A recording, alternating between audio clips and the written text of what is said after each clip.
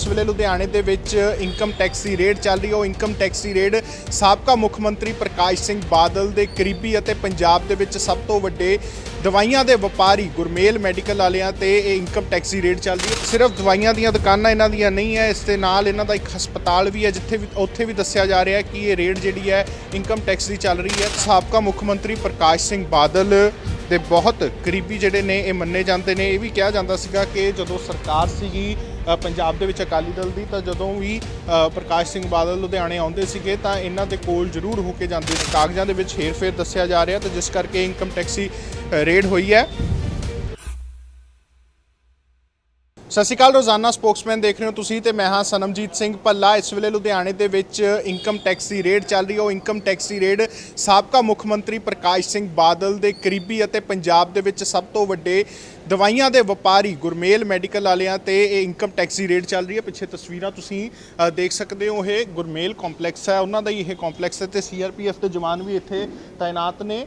ਤਾਂ ਇੱਥੇ ਅੱਜ ਇਨਕਮ ਟੈਕਸ ਦੀ ਰੇਡ ਜਿਹੜੀ ਹੈ ਉਹ ਚੱਲ ਰਹੀ ਹੈ। ਸਵੇਰੇ 9 ਵਜੇ ਦੇ ਕਰੀਬ ਇਹ ਰੇਡ ਸ਼ੁਰੂ ਹੋਈ ਹੈ। ਲੁਧਿਆਣਾ ਦੇ ਵਿੱਚ 5 ਤੋਂ 7 ਟਿਕਾਣਿਆਂ ਤੇ ਉਹਨਾਂ ਦੇ ਇਹ ਰੇਡ ਚੱਲ ਰਹੀ ਹੈ। ਘਰ ਦੇ ਸਮੇਤ ਨਾਲ ਕਈ ਦੁਕਾਨਾਂ ਵੀ ਨੇ ਇਹਨਾਂ ਦੀਆਂ ਦਵਾਈਆਂ ਦੀਆਂ, ਜਿੱਥੇ ਇਸ ਟਾਈਮ ਇਨਕਮ ਟੈਕਸ ਦੀ ਰੇਡ ਚੱਲ ਰਹੀ ਹੈ। CRPF ਦੇ ਜਵਾਨ ਵੀ ਇੱਥੇ ਮੌਜੂਦ ਨੇ। ਕਾਗਜ਼ਾਂ ਦੇ ਵਿੱਚ ਹੇਰ-ਫੇਰ ਦੱਸਿਆ ਜਾ ਰਿਹਾ ਕੁਝ ਸੀਗਾ, ਜਿਸ ਕਰਕੇ ਇਨਕਮ ਟੈਕਸ ਦੀ ਜਿਹੜੀ ਰੇਡ ਅੱਜ ਇੱਥੇ ਪਈ ਹੈ।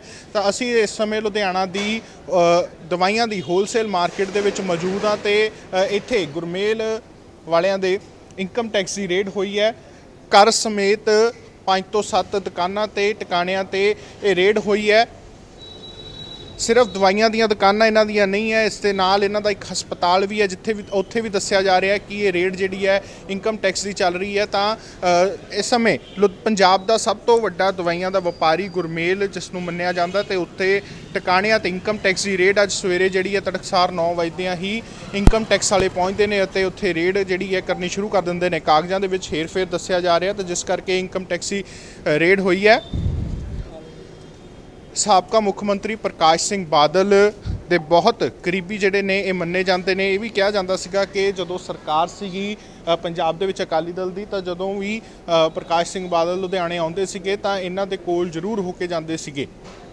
ਤਾਂ ਬਹੁਤ ਨਾਮ ਇਹਨਾਂ ਦਾ ਸਾਬਕਾ ਮੁੱਖ ਮੰਤਰੀ ਪ੍ਰਕਾਸ਼ ਸਿੰਘ ਬਾਦਲ ਦੇ ਨਾਲ ਜੁੜਿਆ ਹੋਇਆ, ਬਹੁਤ ਕਰੀਬੀ ਉਹਨਾਂ ਦੇ ਮੰਨੇ ਜਾਂਦੇ ਸੀ। ਤੇ ਅੱਜ ਉਹਨਾਂ ਦੇ ਟਿਕਾਣਿਆਂ ਤੇ ਗੁਰਮੇਲ ਮੈਡੀਕਲ ਵਾਲਿਆਂ ਦੇ ਟਿਕਾਣਿਆਂ ਤੇ ਇਨਕਮ ਟੈਕਸ ਦੀ ਜਿਹੜੀ ਹੈ ਉਹ ਰੇਡ ਚੱਲ ਰਹੀ ਹੈ। ਸਵੇਰੇ 9 ਵਜੇ ਦੇ ਕਰੀਬ ਜਿਹੜੀ ਹੈ ਇਹ ਰੇਡ ਸ਼ੁਰੂ ਹੋਈ ਹੈ ਤੇ ਹਜੇ ਤੱਕ ਜਾਰੀ ਹੈ। ਸਾਰੇ ਕਾਗਜ਼ਾਂ ਦੀ ਜਾਂਚ ਕੀਤੀ ਜਾ ਰਹੀ ਹੈ। ਕੇਂਦਰ ਤੋਂ ਏਜੰਸੀਆਂ ਜਿਹੜੀਆਂ ਨੇ ਇੱਥੇ ਪਹੁੰਚੀਆਂ ਹੋਈਆਂ ਨੇ। ਲੁਧਿਆਣਾ ਦੀ ਇਹ ਹੋਲਸੇਲ ਦਵਾਈਆਂ ਦੀ ਮਾਰਕੀਟ ਹੈ।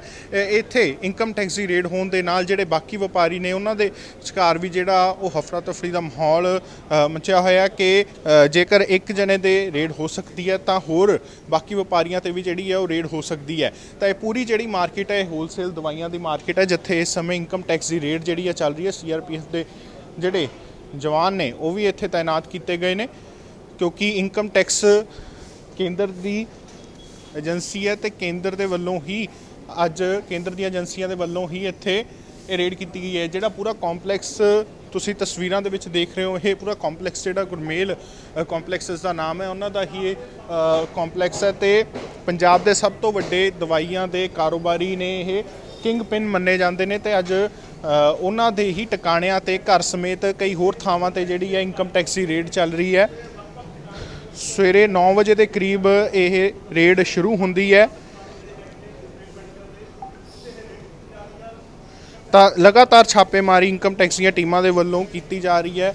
ਤਾਂ ਨਾਲ ਵੀ ਤੁਸੀਂ ਦੇਖ ਸਕਦੇ ਹੋ ਕਿ ਕਿਸ ਤਰ੍ਹਾਂ ਦਾ ਮਾਹੌਲ ਇੱਥੇ ਵਪਾਰੀਆਂ ਦੇ ਵਿੱਚ ਵੀ ਬਣਿਆ ਹੋਇਆ, ਕਿਉਂਕਿ ਇਨਕਮ ਟੈਕਸ ਦੀ ਰੇਡ ਹੈ ਤਾਂ ਹਰ ਕੋਈ ਇਨਕਮ ਟੈਕਸ ਦੇ ਨਾਮ ਤੋਂ ਡਰਦਾ। ਜਿਹੜੀ ਮੌਜੂਦਾ ਜਾਣਕਾਰੀ ਹੈ ਕਿ ਇਹ ਰੇਡ ਜਿਹੜੀ ਹੈ 9 ਵਜੇ ਸ਼ੁਰੂ ਹੋਈ ਸੀ ਲੁਧਿਆਣਾ ਦੀ ਪਿੰਡੀ ਸਟਰੀਟ ਤੇ, ਜਿਹੜੀ ਸਭ ਤੋਂ ਪੁਰਾਣੀ ਇਹਨਾਂ ਦੀ ਦੁਕਾਨ ਹੈ, ਸਭ ਤੋਂ ਪੁਰਾਣਾ ਕੰਪਲੈਕਸ ਹੈ, ਉੱਥੋਂ ਇਹ ਸ਼ੁਰੂ ਹੋਈ ਸੀ। ਗੁਰਮੇਲ ਮੈਡੀਕਲ ਵਾਲਿਆਂ ਦੀ ਬਿਲਡਿੰਗ ਦੇ ਵਿੱਚ ਇਸ ਸਮੇਂ ਇਨਕਮ ਟੈਕਸ ਅਧਿਕਾਰੀ ਜਿਹੜੇ ਨੇ ਮੌਜੂਦ ਨੇ ਤੇ CRPF ਦੇ ਜਵਾਨ ਵੀ ਇੱਥੇ ਤਾਇਨਾਤ ਕੀਤੇ ਹੋਏ ਨੇ। ਕਈ ਹੋਰ ਦਵਾਈਆਂ ਦੀਆਂ ਇਹਨਾਂ ਦੀਆਂ ਦੁਕਾਨਾਂ ਨੇ, ਵੱਖ-ਵੱਖ ਲੁਧਿਆਣੇ ਦੇ ਸ਼ਹਿਰਾਂ ਦੇ ਵਿੱਚ ਵੱਡੇ ਹਸਪਤਾਲਾਂ ਦੇ ਬਾਹਰ ਇਹਨਾਂ ਦੀਆਂ ਦੁਕਾਨਾਂ ਨੇ ਵੱਡੀਆਂ ਵੱਡੀਆਂ, ਜਿੱਥੇ ਇਸ ਸਮੇਂ ਸਭ ਪਾਸੇ ਜਿਹੜੀ ਇਨਕਮ ਟੈਕਸ ਦੀ ਰੇਡ ਜਿਹੜੀ ਹੈ ਉਹ ਚੱਲ ਰਹੀ ਹੈ। ਕਾਗਜ਼ਾਂ ਦੇ ਵਿੱਚ ਹੇਰ-ਫੇਰ ਦੱਸਿਆ ਜਾ ਰਿਹਾ ਕਿ ਹੇਰ-ਫੇਰ ਜਿਹੜਾ ਕਾਗਜ਼ਾਂ ਦੇ ਵਿੱਚ ਕੁਝ ਸੀਗਾ, ਜਿਸ ਕਰਕੇ ਇਹ ਹੁਣ ਇਨਕਮ ਟੈਕਸ ਰੇਡ ਜਿਹੜੀ ਹੈ ਚੱਲ ਰਹੀ ਹੈ। ਮੌਜੂਦਾ ਜਾਣਕਾਰੀ ਇਹੀ ਹੈ ਕਿ ਸਾਬਕਾ ਮੁੱਖ ਮੰਤਰੀ ਪ੍ਰਕਾਸ਼ ਸਿੰਘ ਬਾਦਲ ਦੇ ਬੇਹੱਦ ਕਰੀਬੀ ਸੀ, ਜਿੱਥੇ ਹੁਣ ਇਸ ਟਾਈਮ ਇਨਕਮ ਟੈਕਸ ਦੀ ਜਿਹੜੀ ਰੇਡ ਹੈ ਉਹ ਚੱਲ ਰਹੀ ਹੈ। ਤਾਂ ਇਹ ਤਸਵੀਰਾਂ ਤੁਹਾਨੂੰ ਅਸੀਂ ਲੁਧਿਆਣਾ ਦੇ ਪਿੰਡੀ ਸਟਰੀਟ ਦੀਆਂ ਦਿਖਾਈਆਂ ਨੇ, ਜਿੱਥੇ ਇਸ ਸਮੇਂ ਇਨਕਮ ਟੈਕਸ ਦੀ ਰੇਡ ਜਿਹੜੀ ਹੈ ਉਹ ਚੱਲ ਰਹੀ ਹੈ। ਤਾਂ ਹੋਰ ਅਪਡੇਟਸ ਲਈ ਸਾਡੇ ਨਾਲ ਜੁੜੇ ਰਹੋ। ਕੈਮਰਾਮੈਨ ਸੰਦੀਪ ਸਿੰਘ ਦੇ ਨਾਲ ਸਨਮਜੀਤ ਸਿੰਘ ਪੱਲਾ, ਰੋਜ਼ਾਨਾ ਸਪੋਕਸ।